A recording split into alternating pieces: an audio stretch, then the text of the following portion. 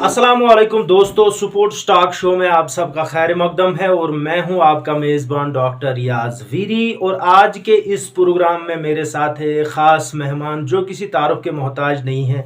आप लोग इन्हें बखूबी जानते हैं। ये है लाल मोहम्मद गनई साहब, हमारे जम्मू कश्मीर के एक रिनाउंड स्पोर्ट्स एनालिस्ट है। तो चाहे नेशनल लेवल की कोई भी इवेंट हो या इंटरनेशनल इवेंट हो या लोकल लेवल पे खासकर हम देखते हैं तो लाल साहब हमेशा हर इवेंट पे अपनी टिप्पणी करते रहते हैं, अपने एनालिसिस करते रहते हैं। तो आज के इस प्रोग्राम में हम बात करेंगे आईसीसी वर्ल्ड कप 2023 की।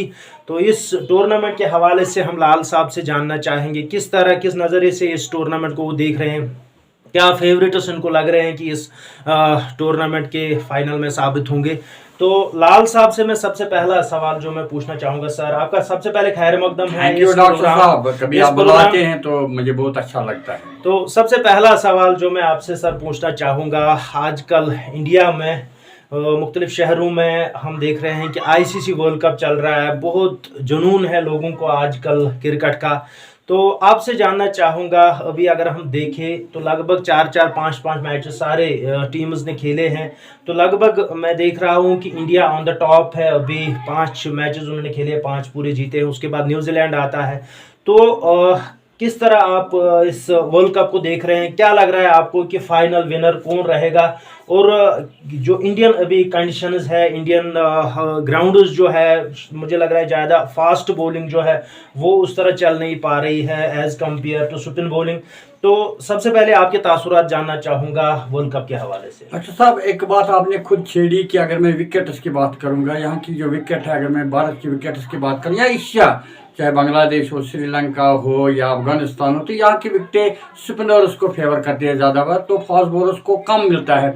यानी फ्लैट ट्रैक से इनमें रनर्स काफ़ी में आपने देखा कि 400 भी बने, साउथ अफ्रीका ने 428 बने, उसके बाद दूसरे मैच में उन्होंने 399। तो इससे लगता है कि बॉलर्स के लिए कोई ज़्यादा नहीं है। लेकिन अगर आप जानना चाहेंगे इस वर्ल्ड कप के बारे में तो मैं कहूँगा इंडिया फेवरेट है। अगर मैं इंडिया की बात करूँगा, 5 मैच खेले, 5 मैच, उसके बाद न्यूजीलैंड बहुत अच्छा जा रहा है। लेकिन एक दुविधा ये है कि अगर मैं साउथ अफ्रीका की बात करूँगा, वो भी 3 मैच जीत चुके हैं और बड़े मार्जिन से। कल ही उन्होंने 299 रन से मैच जीता, तो बड़े मार्जिन, मुझे लगता है वो भी लाइव में है। लेकिन ऑस्ट्रेलिया की अगर हम बात करें, ऑस्ट्रेलियन 2 हारे, लेकिन जख्मी शेर है, कभी भी पलटवार कर सकता है। मुझे लगता है आने वाले मैचेस में ऑस्ट्रेलिया का बिल्कुल बोलबाला रहे, क्योंकि अगर मैं बैटिंग लाइन की बात करूंगा, ऑस्ट्रेलिया के पास डेंजरस बैटिंग लाइन है। तो ऑस्ट्रेलिया को भी मैं समझता हूँ। अगर मैं सेमीफाइनल्स की बात करूंगा, न्यूजीलैंड इंडिया को, तो खेलना ही खेलना है। उसके बाद अगर मैं बात करूंगा, ऑस्ट्रेलिया लाइनअप में है, उसके साथ साथ अगर मैं कहूँगा साउथ अफ्रीका और पाकिस्तान, इन 4 में से, क्योंकि इंग्लैंड की अगर मैं बात करूंगा वो हॉट फेवरेट्स माने जाते थे, लेकिन जिस तरह से वो पिट रहे हैं, जो छोटी टीमों से वो पिट रहे, मुझे लगता है इंग्लैंड का सेमीफाइनल में आना मुझे लगता है दूर की बात है। लेकिन इंडिया और न्यूजीलैंड समझो 2 टीमें सेमीफाइनल में। उसके साथ साथ मैं कहूँगा साउथ अफ्रीका,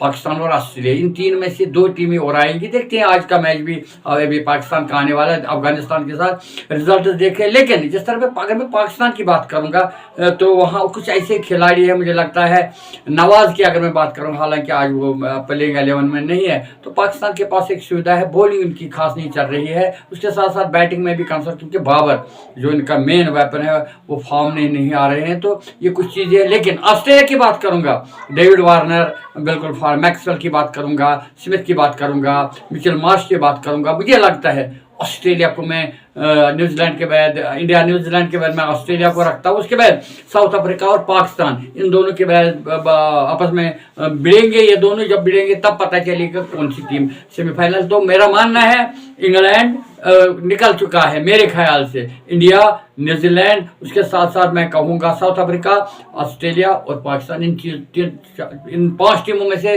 4 टीमें आ जाएंगी सेमीफाइनल। तो लाल साहब आपसे यहाँ पे जानना चाहूँगा, अभी इंडिया जो है ऑन द टॉप है, तो क्या आपको लग रहा है कि होम ग्राउंड्स पे खेल रहे हैं, ज़्यादा उनको एडवांटेज मिल रहा है? और ख़ासकर मैं देख रहा हूँ कि रविंद्र जडेजा और कुलदीप यादव स्पिन बॉलिंग करते हैं, तो ज़्यादा वो एज़ कम्पेयर जो फास्ट बॉलर्स हैं उनसे अच्छा मतलब परफॉर्म कर रहे हैं। खासकर अगर मैं पाकिस्तान की बात करूँगा तो अक्सर उनकी बॉलिंग जो है लोगों को हमेशा ये लगता था कि बॉलिंग से वो जीतते हैं, लेकिन मुझे लग रहा है कि उस तरह का अभी इम्पैक्ट उनके बॉलर्स ने नहीं डाला।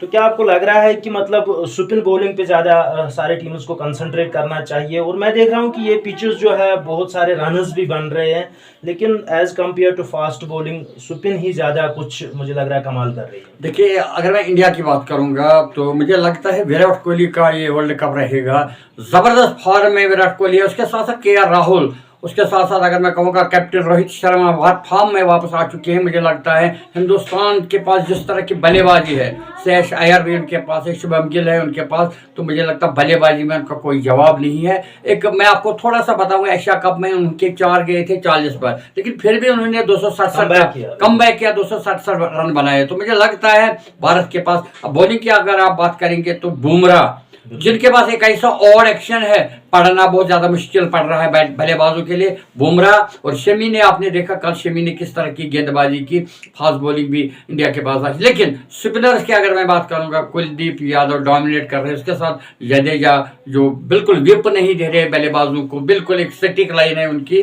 तो उसके साथ साथ अगर मैं अश्विन की बात करूंगा, मुझे लगता है स्पिन अटैक जबरदस्त है हिंदुस्तान के पास, फास्ट बॉलिंग भी अच्छी है और बैटिंग की कहनी ही क्या, मुझे लगता है वर्ल्ड की टॉप लाइन की बैटिंग की अगर मैं बात करूंगा, इंडिया से बेहतर बैटिंग। अच्छा, यहाँ पे पाकिस्तान की बात करूंगा, जिस तरह से लोगों को लग रहा था कि उनकी टीम जो है आगे चलेगी, लेकिन मुझे लग रहा है कि उस तरह का अभी परफॉर्मेंस उनकी तरफ से नहीं देखने को मिला है।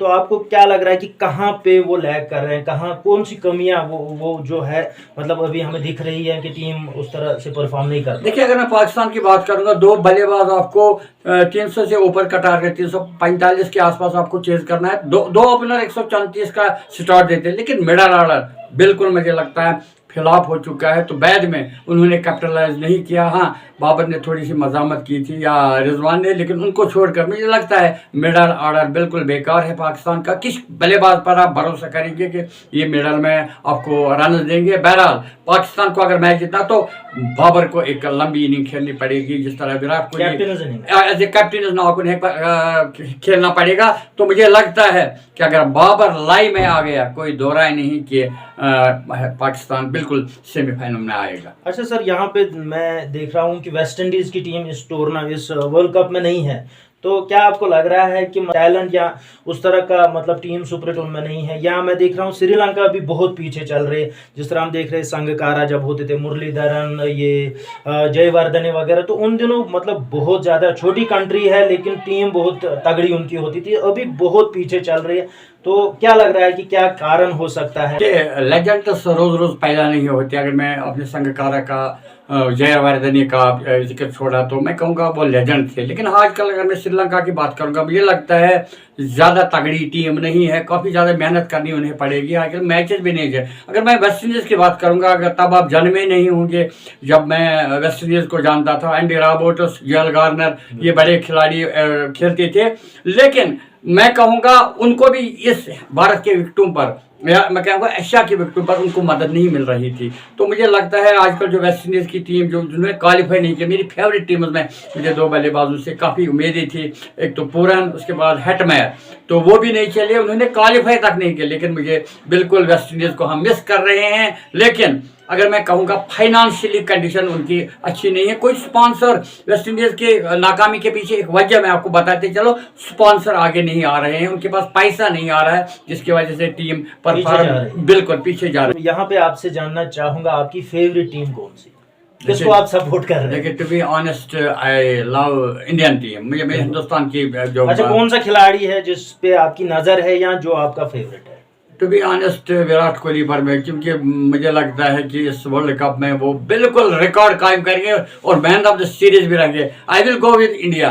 अच्छा, आपकी नजर में फाइनलिस्ट कौन रहेगा, फाइनल कप कौन जीतेगा? टू बी ऑनेस्ट, देखिए क्रिकेट की अगर मैं बात करूंगा, अक्सर हम ये लफ्ज सुनते हैं गेम ऑफ अनसर्टेनिटी, तो अनिश्चितताओं का खेल है, दिन होगा उस दिन। मुझे लगता है एज परफॉर्मेंस के हिसाब से मुझे लगता है India will be the finalist of, yes yes बिल्कुल, they are supposed to be favourites of this tournament. मुझे लगता है, देखिए बल्लेबाजी की बात करो, पाकिस्तान एक वाक़ा मैं आपको सुनाऊं, 7-8 बैट्समैन तो उनके ऐसे रहते हैं जो तगड़े बैट्समैन, बिल्कुल, जिनसे आप you can expect 100 from Virat Kohli, KL Rahul, you can also Rohit Sharma है, शुभम गिल है, तो हर एक बल्लेबाज से आप 100 एक्सपेक्ट कर सकते हैं। लेकिन पाकिस्तान की अगर मैं बात करूंगा, मुझे लगता है थोड़ी सी बल्लेबाजी में उन्हें आगे जाना होगा। तो मेरा मानना है कि इंडिया, क्या आपको लग रहा है कि पाकिस्तान को एक जेन्युइन स्पिनर की जरूरत है?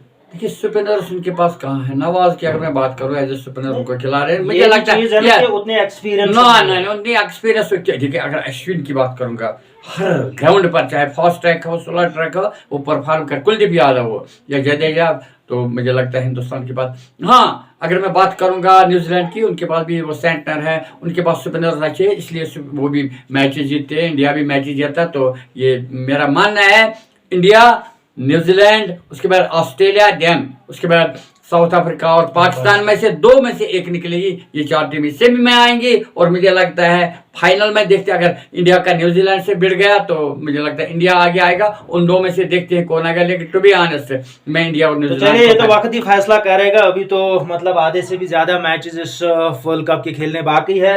तो आपका फाइनल मैसेज क्या रहेगा, खासकर जितने भी दर्शक होते हैं, चाहे ग्राउंड उसमें होते हैं या घरों में होते हैं। मैंने देखा अभी श्रीनगर में एक बच्चे ने फिर मतलब मैच जब शायद पाकिस्तान ने हारा कि कोई और टीम थी, तो उन्होंने फिर रिमोट मारा था शायद टीवी को।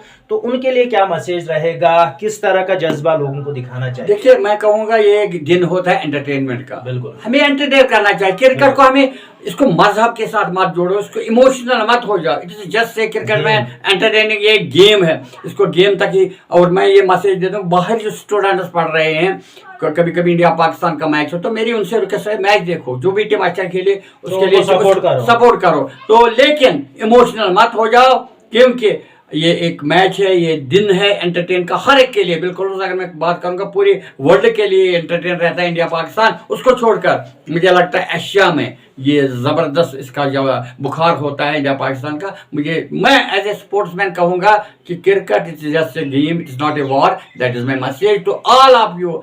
Take it easy, don't take it like that war. It is an day of entertainment for we people. चलिए बहुत बहुत शुक्रिया लाल साहब। तो लाल साहब के मुताबिक यहाँ पे इंडिया फेवरेट्स होंगे इस वर्ल्ड कप में। उम्मीद करेंगे, अभी तो वर्ल्ड कप बहुत सारे मैचेस अभी बाकी है, तो कोई भी टीम आगे आ सकती है।